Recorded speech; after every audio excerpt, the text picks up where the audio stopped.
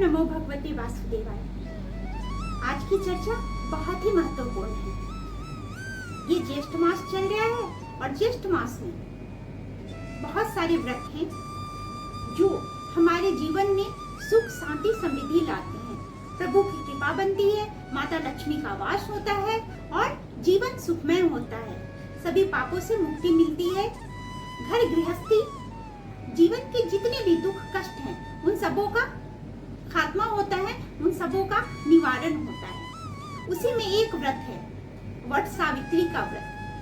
वट सावित्री का व्रत जो कि ज्येष्ठ अमावस्या को रखते हैं, ज्येष्ठ अमावस्या को पड़ता है ये वट सावित्री का व्रत, जिसे भारतवर्ष में भारतीय सुहागिनें रखती हैं। ये व्रत जो होता है वो सुहागिनें रखती हैं। रखने का प्रयोजन पति की लंबी उम्र और संतान की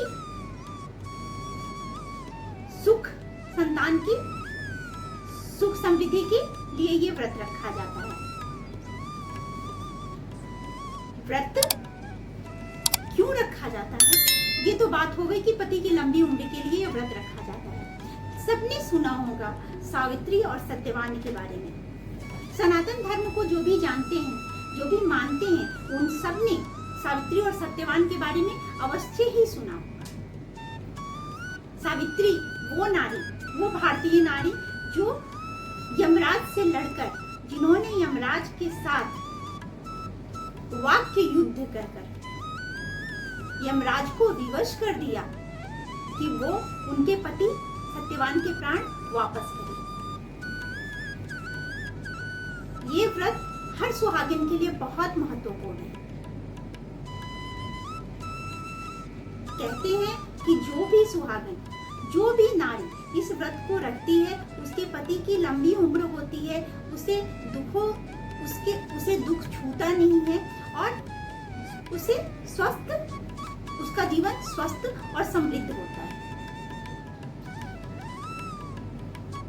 इस वर्ष जो वट सावित्री पड़ रहा है, वट सावित्री का जो व्रत है वो 6 जून को हम व्रत रखेंगे, कारण कि 5 जून के सायंकाल से अमावस्या लग रहा है। तो जैसा कि विदित है, जैसा कि लिखा हुआ है ग्रंथों में और वेदों में लिखा हुआ है, हिंदू मान्यता के अनुसार कोई भी व्रत जो हम रखते हैं वो उदय में रखते हैं। तो 6 जून को उदय, अमावस्या का जो उदय होगा, तो हम व्रत भी 6 जून को ही रखेंगे। अब आती है बात कि इस व्रत में क्या करना होता है, लेकिन उसके पूर्व हम ये जान लें कि इसकी कथा क्या है। क्योंकि इस व्रत को जो रखती हैं नारियां, जो व्रत रखती हैं सुहागिनें, उनके लिए इस कथा को सुनना अत्यंत अनिवार्य है। क्योंकि इस कथा को सुनने से जो फल प्राप्त होता है वो सीधे, वो साक्षात जीवन में जो है खुशियां लाता है और पति को दीर्घायु बनाता है। तो कथा कुछ इस प्रकार है कि भद्र नरेश, जिनका नाम अश्वपति था, उनकी कोई संतान नहीं थी। यज्ञ करके, पूजा करके उन्होंने माता सावित्री को प्रसन्न किया। माता सावित्री भी लक्ष्मी के स्वरूप है। माता के जब 108 नाम में जाती हैं तो सावित्री नाम उनका भी मिलता है। तो उन्होंने माता को प्रसन्न किया। तो माता ने उन्हें आशीर्वाद दिया कि आपको एक कन्या रत्न की प्राप्ति होगी जो मेरी ही तरह होगी। राजा अत्यंत प्रसन्न। समय बीता, रानी ने कन्या को जन्म दिया। क्योंकि माता सावित्री के आशीर्वाद से उनका जन्म हुआ था, इसलिए उनका नाम भी सावित्री रखा गया। अत्यंत बुद्धिमान, अत्यंत रूपवान, अत्यंत गुणवान, बुद्धिमती, रूपमती, गुणवती सावित्री। अब ऐसी कन्या हो घर में तो के लिए सबसे बड़ी बात, सबसे बड़ी परेशानी की बात ये हो जाती है, उनकी चिंता का विषय ये हो जाता है कि कन्या इतनी योग्य तो वर कैसा हो। जिस दिन कन्या जन्म लेती है, पिता के सामने सबसे बड़ी चिंता का कारण यही होता है कि मेरी कन्या के लिए वर कैसा होगा। चाहे कन्याएं कितनी भी पढ़ लिख ले, चाहे जो भी हो जाए, लेकिन ये चिंता हर पिता की बनी रहती है, जो कि सत्य है। कोई भी पिता इस बात से इनकार नहीं कर सकता। सभी कन्याएं जो हैं आज हर क्षेत्र में बहुत आगे जा रही हैं, लेकिन फिर भी पिता की ये चिंता कभी खत्म नहीं होती, कभी समाप्त नहीं होती। तो राजा के सामने भी यही चिंता थी कि कन्या मेरी इतनी योग्य है तो उसका पति कैसा होगा, उसके लिए वर कैसा होगा और कहाँ होगा।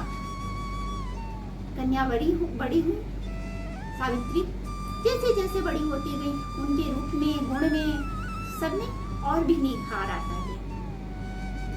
राजा ने हर दिशा में, हर जगह देखा कि कौन ऐसा योग्य वर है, पर उन्हें कहीं संतुष्टि नहीं मिली, कहीं कोई ऐसा योग्य वर नहीं मिला जिससे वो अपनी कन्या को दान में दे सके, कन्यादान कर सके। कन्यादान कहते हैं हिंदू मान्यता के अनुसार, हिंदू धर्म में कन्यादान जो सबसे बड़ा दान माना जाता है। राजा अत्यंत दुखी हो गए कि क्या मेरे भाग्य में कन्या का दान करना नहीं है, क्या मेरे भाग्य में कन्यादान जैसा महान दान का योग नहीं बनता है। तो अंततः थक करके उन्होंने अपने पुत्री से कहा, सावित्री से कहा कि तुम अपने लिए योग्य वर तलाश। सावित्री चली।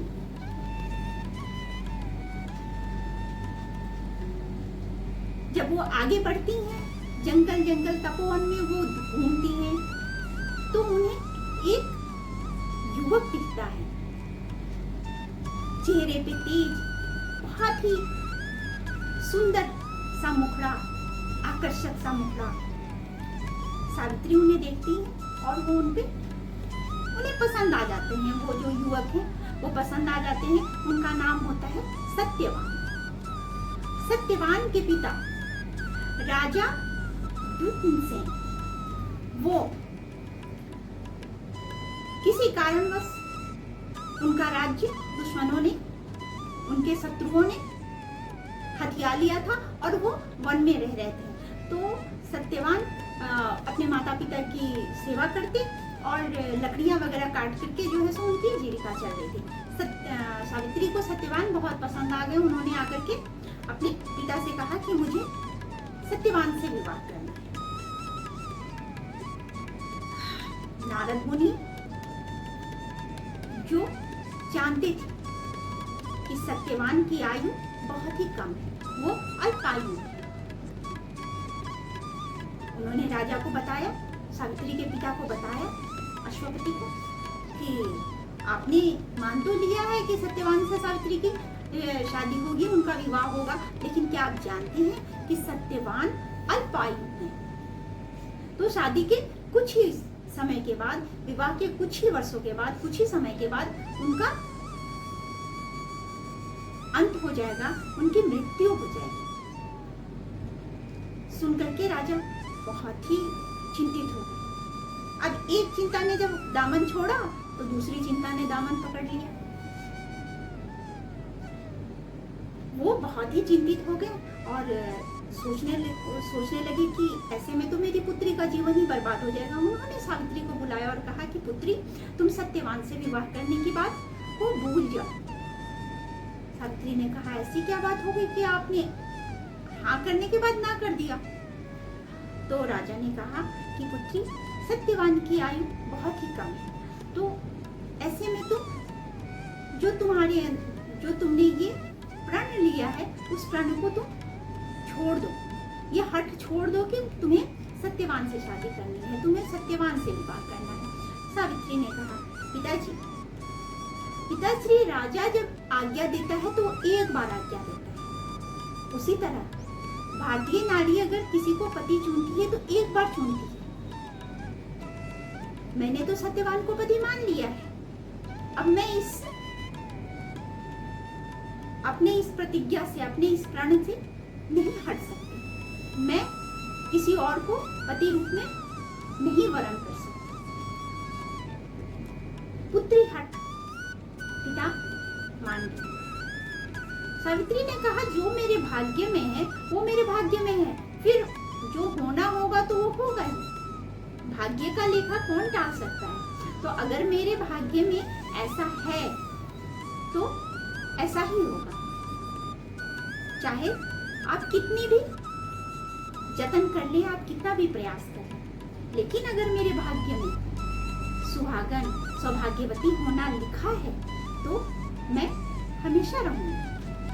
पिता अपने पुत्री के हट के सामने झुक गए। सत्यवान के साथ सावित्री का विवाह हुआ। सावित्री आई, अपने सास ससुर की सेवा में उन्होंने अपना दिन बिताना शुरू किया, पति का ध्यान रखना शुरू किया, पति की सेवा करनी शुरू की। धीरे धीरे, चूंकि नारद मुनि ने उन्हें बता दिया था कि इस दिन सत्यवान की मृत्यु होगी, सावित्री को ये ज्ञात था। अब जैसे जैसे समय नजदीक आ रहा है, जैसे जैसे समय नजदीक आता, सावित्री की चिंता बढ़ती जाती। वो व्याकुल रहती, बेचैन रहती कि क्या होगा। पत्नी का हृदय, चाहे मन में कितनी भी हिम्मत हो, कितना भी हौसला हो, लेकिन जब ये ज्ञात है कि होने वाला क्या है, तो मन कैसे शांत रह सकता है? उनकी व्याकुलता बढ़ती जा रही। आखिर वो दिन भी आ गया जिस दिन की चर्चा की थी नारद मुनि ने। नारद मुनि ने जो दिन बताया था वो दिन आया। उस दिन सावित्री ने कहा कि मैं भी आपके साथ वन चलूंगी लकड़ी काटने। सत्यवान ने कहा कि क्यों जाना तुम्हें? तो घर पे माता पिता है उनके साथ। सावित्री ने कहा कि नहीं, मुझे आपके साथ ही चलना। सत्यवान और सावित्री चले। सत्यवान लकड़ी काटने के लिए वृक्ष पे चढ़े। उन्होंने लकड़ी काटना शुरू किया। कुछ देर में उनके सर में दर्द होने लगा, उन्हें हेडेक होने लगा। तो वो उतर करके नीचे आ गए और सावित्री के गोद में सर रखकर लेट गए। सावित्री उनके सर को सहलाते हुए उनके सर को दबाने लगी और भगवान का नाम लेने लगी कि प्रभु अब आप ही कुछ कीजिए, प्रभु अब आप ही कुछ कीजिए। कहते हैं कि भगवान के नाम से बड़ा कुछ भी होता है और यही सत्य है।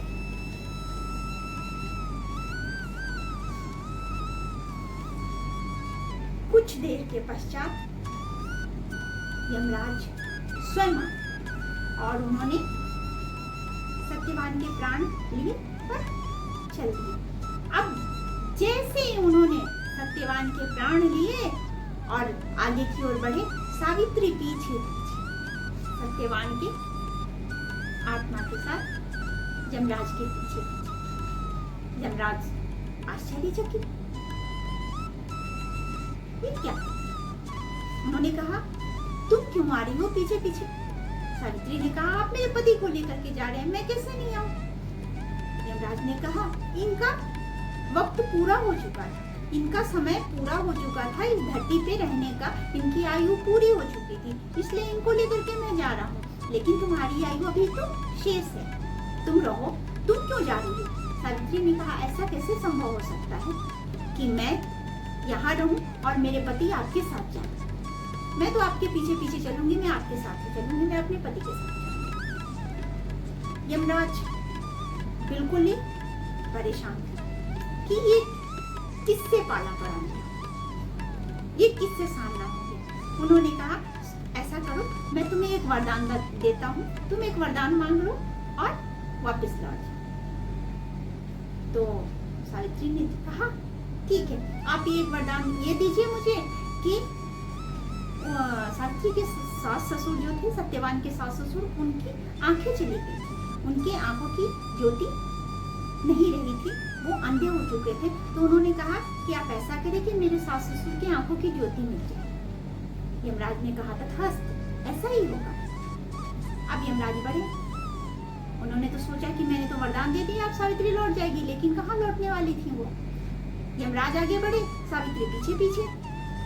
यमराज ने कहा मैंने तो वरदान दे दिया। तो सावित्री ने कहा हाँ दे दिया, लेकिन मैं अपने पति को छोड़कर नहीं चाहती। यमराज ने कहा अच्छा ऐसा करो, एक और वरदान मांग लो, एक और वरदान मांग लो। सावित्री ने कहा ठीक है, आप वरदान ये दीजिए मुझे कि मेरे सास ससुर का खोया हुआ, मेरे ससुर का जो खोया हुआ साम्राज्य है, जो राज्य है, वो उन्हें मिल जाए। यमराज ने कहा ऐसा ही होगा, और वो आगे बढ़े। अब सावित्री फिर पीछे पीछे। अब यमराज ने कहा कि अब क्यों पीछे पीछे आ रही हो तुम, अब तो मैंने तुम्हें वरदान दे दिया। सावित्री ने कहा लेकिन मैंने तो आपसे पहले ही कहा कि मैं अपने पति को छोड़कर नहीं जाऊंगी। उन्होंने कहा, यमराज ने, अच्छा ऐसा करो एक वरदान और मांगो। सावित्री ने कहा ठीक है, तो आप मुझे ये वरदान दीजिए कि मैं 100 पुत्रों की माता बनूं, मैं 100 पुत्रों की माता बनूं। यमराज ने कहा ऐसा ही होगा, और कहकर आगे बढ़े। सावित्री फिर पीछे पीछे। यमराज ने कहा अब तो मैंने दे दिया वरदान, अब क्यों। सावित्री ने कहा आपने अपने वरदान को तो दे दिया, लेकिन आपका अपना वरदान ही झूठा साबित हो जाएगा।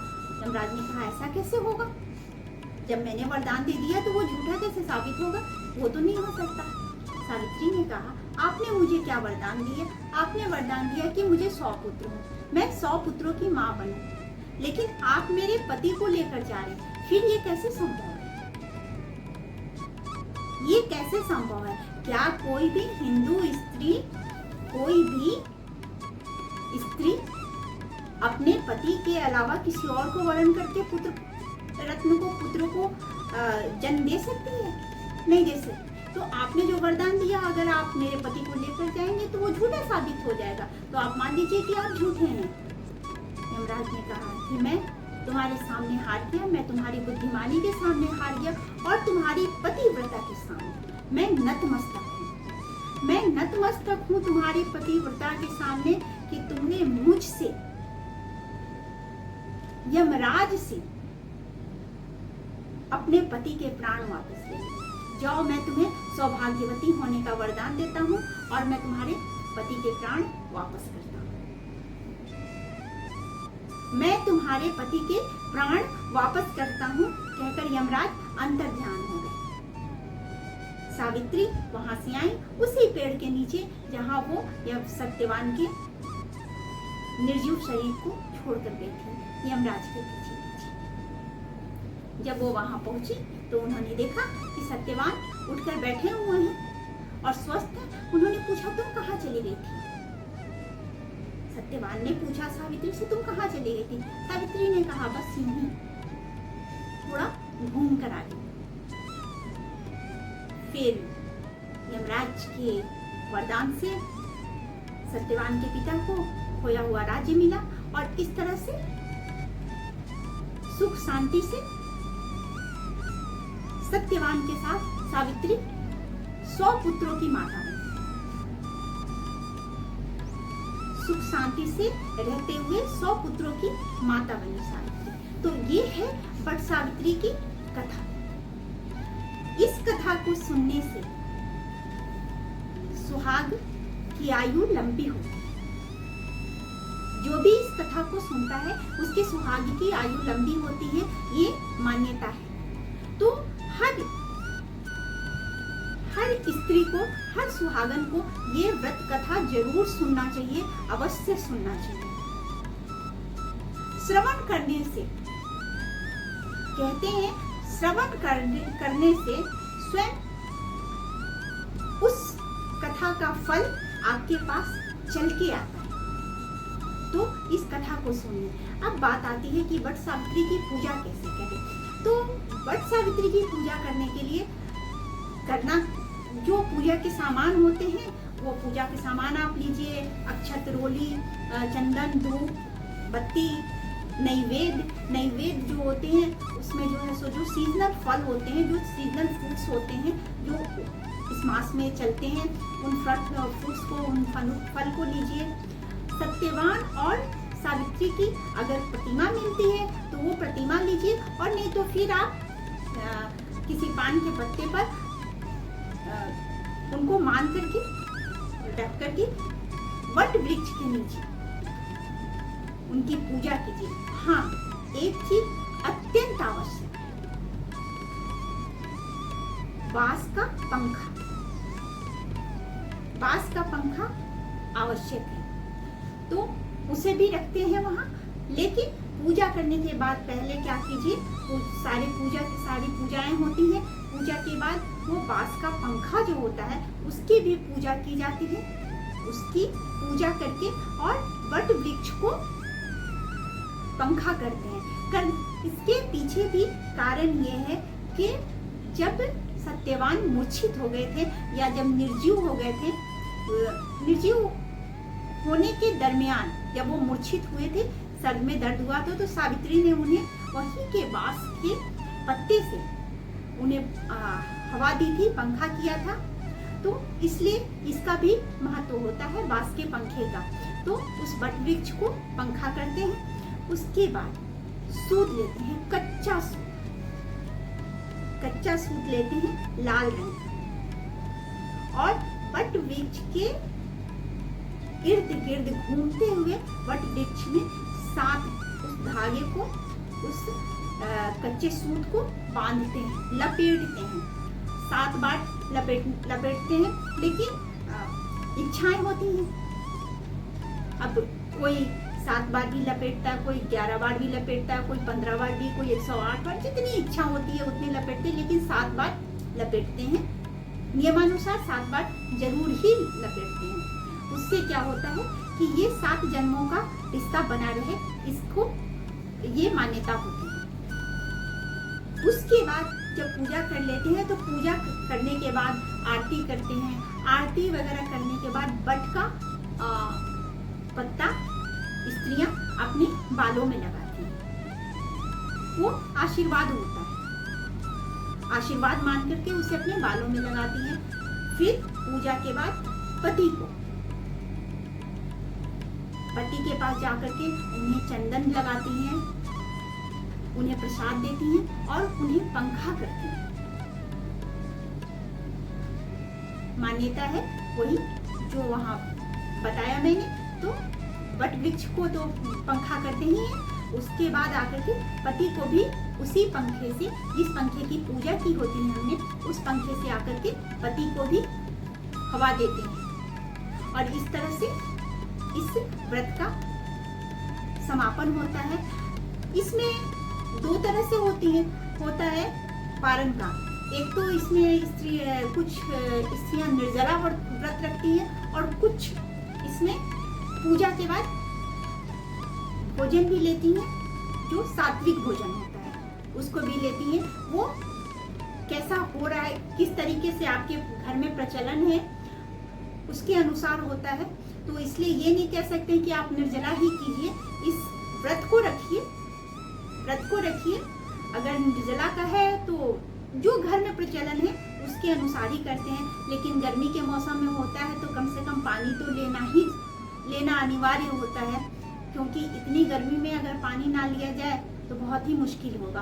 तो अपने सेहत को देखते हुए ही कोई भी व्रत रखें। तो किस तरह से करना है, उसके खान पान में आपको क्या करना है, ये अपने सेहत को देखते हुए करें। क्योंकि भगवान ने कभी ये नहीं कहा है कि आप व्रत रखिए और उसके बाद आप बीमार पड़ जाइए, है ना। तो ये जहाँ तक मेरी अपनी बात है, मैं इस बात को कह रही हूँ कि पानी वगैरह लेना चाहिए। अगर आपका शरीर कहता है कि इसके बिना नहीं रहा जा सकता तो जरूर लीजिए, लेकिन व्रत रखिए। व्रत का महत्व बहुत ज्यादा है। तो इसके साथ ही इसके बीच एक और भी बात कहना चाहूंगी कि वट सावित्री के व्रत करने से पति पत्नी के बीच का जो संबंध होता है वो बहुत ही सुदृढ़ होता है और भी मजबूत होता है। तो कई बार होता है घर में अनबन चलती रहती है, पति पत्नी के बीच या सास ससुर के बीच, या घर में पारिवारिक जो अनबन होती है वो नेचुरल होती है, लेकिन कभी कभी वो अनबन बढ़ जाती है। तो इस व्रत को करने से और वट वृक्ष के पास जाकर के पूजा करने से, अगर पति पत्नी दोनों साथ जाकर के पूजा करते हैं तो उनके बीच का संबंध तो अच्छा होता ही होता है। घर में जो लड़ाई झगड़े या कोई अनबन वगैरह चलती रहती है वो भी समाप्त होता है और घर में सुख शांति का वास होता है, समृद्धि का वास होता है। इस दिन अगर वो 11 कौड़ी माता लक्ष्मी को अर्पित करके तिजोरी में रख देते हैं तो समृद्धि आपके घर में आती है। आपके घर में माता लक्ष्मी वास करती है, आपके घर में हमेशा सुख समृद्धि बनी रहती है। तो इस व्रत का बहुत ही महत्व है। व्रत रखिए, खुश रहिए, भगवान की प्रभु की कृपा बनी रहे। और आज की चर्चा हमारी यहीं पे विश्राम लेती है। अगली चर्चा पुनः होगी हमारी। आपको पसंद आया, आनंद आया तो लाइक कीजिए, अपने अनुभव लिखिए, अपने अनुभव साझा कीजिए, कमेंट्स। आप अगर कुछ किसी और बात पे चर्चा चाहते हैं, चर्चा करना चाहते हैं, सुनना चाहते हैं, देखना चाहते हैं तो आप उसे लिखिए और सब्सक्राइब कीजिए। बार बार कहती हूँ कि सब्सक्राइब कीजिए कि हमारी चर्चा निरंतर बनी रहे। आपसे जुड़ती रहूँ मैं, यूं ही ऐसे ही हमारी चर्चा चलती रहे और प्रभु के नाम लेते रहे। हम हर व्रत पे, हर दिन हमारी प्रभु की चर्चा चलती रहे, हमारे बीच एक आनंद का माहौल बना रहे। ये जो आनंद जिसे परमानंद कहते हैं, जब प्रभु की चर्चा होती है तो वो परम आनंद होता है। तो ये परम आनंद हमारे बीच बनी रहे। तो इसके साथ ही चर्चा को विश्राम देती हूँ। स्वस्थ रहिए, खुश रहिए, प्रसन्न रहिए। माता लक्ष्मी की कृपा आप पे बनी रहे, सुख समृद्धि बनी रहे आपके घर में। ओम नमो भगवते वासुदेवाय।